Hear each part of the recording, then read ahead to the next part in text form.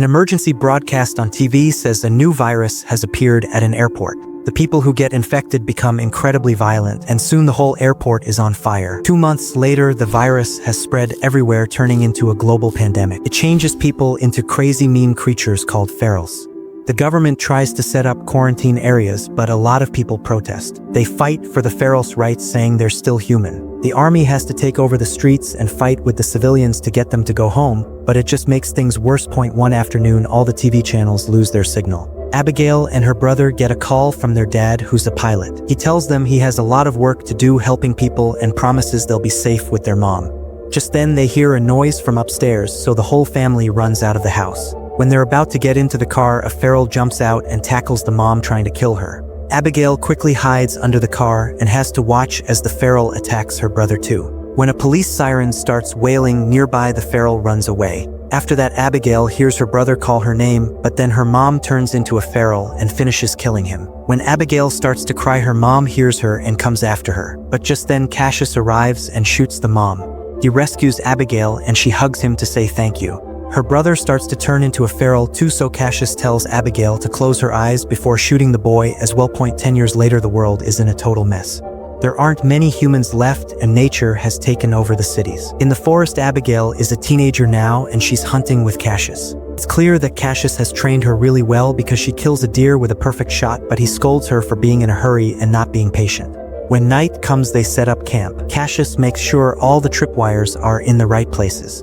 A few hours after they fall asleep, one of the tripwires makes a noise and wakes Cassius up. He comes out of the tent to check and finds some fur stuck in the wire. Then he hears more noises nearby, so he rushes to calm the horses and takes out his gun just in time to shoot a feral that's coming at him. This was probably a scout sent by a horde, so Cassius wakes Abigail up so they can leave. For the next few days they keep traveling, and whenever they stop, Cassius keeps training Abigail. One afternoon they stop riding when they see a car. They quickly get their guns ready. They see a man shooting a feral while another one is coming up behind him. Abigail wants to help, but she shoots too fast and the bullet hits the man and the feral at the same time. The creature in the car comes out to eat and Cassius has to take it down. After that, Abigail looks for supplies in the car and Cassius finishes off the poor man with a machete before taking his shoes. A radio in the car tries to contact the driver and Abigail wants to warn them about the feral horde, but Cassius tells her to ignore it. Just then more cars show up and a group of survivors surrounds them with weapons. They check the dead guy's body and see a human killed him, so they think the duo did it just to rob him. When the leader threatens to kill them, Cassius and Abigail attack the two people closest to them and knock them down to take their weapons. Things get tense as both sides point their guns at each other. A pregnant woman named Megan comes out of a car to try and calm them down. Just then the horses make a panicked noise and a feral horde appears all around them. Everyone immediately starts shooting, trying to kill as many ferals as they can. But there are too many of them, so they get close and Cassius and Abigail have to use their blades too, fighting them hand to hand. But the other survivors only know how to use guns, so the ferals quickly start killing them one by one. A woman gets a Molotov cocktail ready, but a feral attacks her and it falls on a car. This causes a small explosion that throws Cassius back. One of the survivors gets bitten, so he tries to shoot himself, but he's run out of bullets and turns into a feral instead. The leader is grabbed by a big feral and slowly beaten to death. Megan's husband David is also tackled by a feral, but he manages to kick it off. Abigail helps the couple get into a car and Cassius kills a few more creatures before getting in with them. When they start to drive off, a feral is on the car roof, so Cassius stops the vehicle suddenly to make it fall off. Abigail uses that chance to grab their stuff before they finally get away. The big feral notices they killed his girlfriend and roars in fury. Once there on the road, Abigail checks their ammo and realizes they've lost most of it. Megan explains they were heading to a colony on the riverside and that she's 35 weeks along, so the baby will be here soon. But Abigail and Cassius don't think looking for colonies is worth it. They've seen a bunch of them and none of them ever last. Suddenly the car stops and the group finds out the engine is dead, so they have no choice but to keep going on foot. A little while later they get to an abandoned town and agree to spend the night there. They check a building to make sure there are no ferals and set up camp. Megan offers to share her food, but Cassius and Abigail only eat what they hunt to avoid getting infected. The couple explains that they talked to the colony on the radio, so they know they have lots of supplies and doctors. It's a week-long journey to get there, so the risk is high. In return, Abigail tells them that she and Cassius are trying to get to the west coast to escape to the islands by boat. After Cassius sets up the tripwires, he takes out a map and tells the couple what path to take to reach the colony. But he refuses to go with them, saying the Horde will come back for revenge. Abigail talks to him in private and insists that they should help the couple and that maybe this colony will be different. They get into an argument, but Cassius still says no. In the middle of the night, the feral horde finds the broken car and follows the road to the town. Meanwhile, the men can't sleep, so Cassius shows David that he always keeps a bullet in his pocket in case he gets bitten. David only has a cigarette and a twisted ankle. They chat for a while and end up bonding, so Cassius agrees to help them get to the colony. The next morning, Abigail hears a noise and goes downstairs to check. A feral suddenly attacks her and makes her drop her gun, but she quickly kills it with her machete.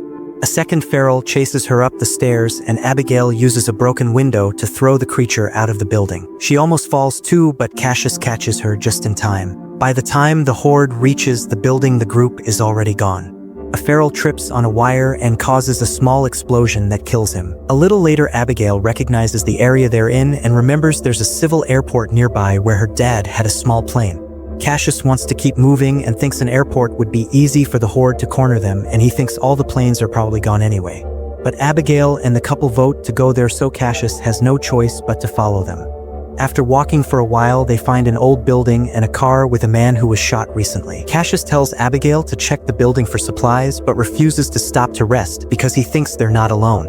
Abigail only finds some coffee and doesn't see the family hiding in one of the rooms. Cassius checks the car's trunk and finds a wheelchair, so they use it to transport Megan. After the group leaves, the horde finds the building and completely massacres the family in a matter of seconds. When they finally get to the airport, there are no planes around. David and Cassius start arguing about what to do, but Abigail interrupts them when she finds her father's hangar. Luckily, there's a plane inside and David has the mechanical knowledge to fix it. While he works, Cassius and Abigail search the building. Abigail finds a picture of her with her dad on the floor and puts it back on the wall. Just then, the horde arrives, so the group rushes to get on the plane even though it's not ready yet. Cassius starts shooting to slow the horde down, and David manually moves the propeller to help the plane start. Abigail's knowledge of flying is vague, and the plane is going slow, so the horde is getting too close. Luckily, she finds the right buttons soon, and the plane starts gaining speed. A feral still manages to hang on to the door, and Cassius has to shoot it to make it fall. Then the plane takes off and the group escapes, but they only fly for a little bit before the plane starts to fail and go down. Abigail tries to land it, but the plane crashes into a bunch of trees and falls to the ground. Luckily, it lands on its wheels and everyone survives with just a few scratches. There's a train station nearby, so after making sure it's empty, they decide to rest there. Cassius opens the map and finds out it'll take them 2 days to reach the colony, so they'll leave first thing in the morning. Abigail counts their ammo and sees there isn't much left.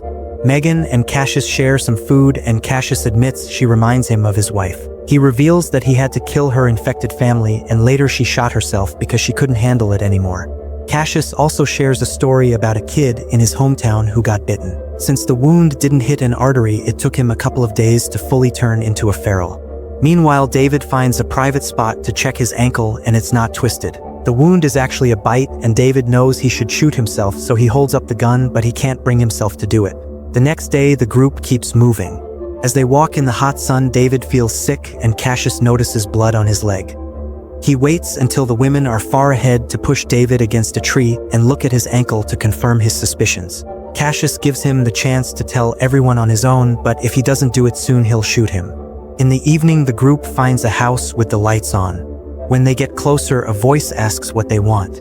Cassius thinks it's too dangerous, but Abigail goes to the house and explains they need help, swearing they mean no harm and mentioning the pregnant woman. Norton opens the door and points a gun at them, telling them to leave all their weapons in the chest outside. Then he invites them in, acting very sweet and welcoming. Cassius points out that the house has power, and Norton explains he's an engineer, so he built some devices that provide electricity and hot water. He also mentions a wife, but ignores Megan when she asks where she is. Norton shares his bread and vegetables with them, and Abigail is happy to take a shower. Cassius finally connects his laptop and looks at old pictures, which shows that his wife had also been pregnant before the pandemic. When he checks on Megan, she admits she's scared because she hasn't felt the baby move since they arrived at this house. She makes Cassius promise that if something happens to her, he'll protect her child. Afterward, Norton shares a drink with everyone and explains he's lived there for 20 years, but his wife isn't around anymore. He's heard about the colony on the radio but isn't interested in joining them because he likes being alone. Then Norton starts ranting about people being too obsessed with going back to the old ways and how humanity deserved the pandemic because they ruined the planet and their morals. He even compares the virus to evolution, saying only the strong people have survived. Cassius notices a strange knife on a table, but Norton takes it away. Feeling sicker by the second, David rushes to the bathroom and sees the infection spreading. When he comes out, he finds that his friends are unconscious because Norton put something in their drinks. Norton is wearing a lab coat and holding a strange machine. He can tell David is infected and activates the machine, which makes a noise that causes David to collapse in pain. Norton explains the device is like a dog whistle that only works on infected people before David passes out. Meanwhile, the Horde has found the train station and keeps looking for them. Moments later, David wakes up and finds the whole group tied up in a basement. Norton is there taking notes for his experiment and reveals that he has his infected wife locked up in a cage. He lets her out and controls her with his device to make her attack the group. Cassius and Abigail kick her a few times to keep her away, so the woman goes after David, who manages to break the ropes to fight back. They only struggle for a few seconds before David overpowers her and Norton has to use his machine to stop him from rescuing the others. But David isn't fully turned yet, so he's able to fight through the pain and break the rest of the ropes. Cassius finds a gun and tries to shoot Norton, who immediately runs away. The group rushes upstairs and locks the door behind them, so Norton starts hitting it with an axe. Abigail steals Norton's car keys and Cassius gets their stuff back before punching David. He wants to shoot him now, but the women convince him to wait. On their way to the car, Megan finds out her water has broken. Norton comes out to watch the group drive away while his wife growls at him. When the car reaches the forest, the Horde finally finds them and chases after them. The group can see lights in the distance, which means they found the colony. They try to drive as fast as they can, but the road is blocked by a tree and they have to continue on foot.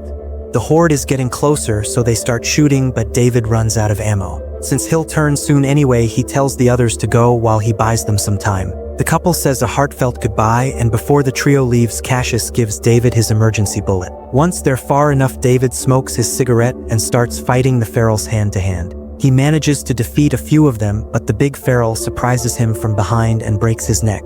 The rest of the ferals chase after the other survivors, so Abigail has to shoot to protect Cassius as he carries Megan. She also starts yelling for help and gets the attention of the guards at the colony gate, who quickly shoot all the ferals chasing the trio.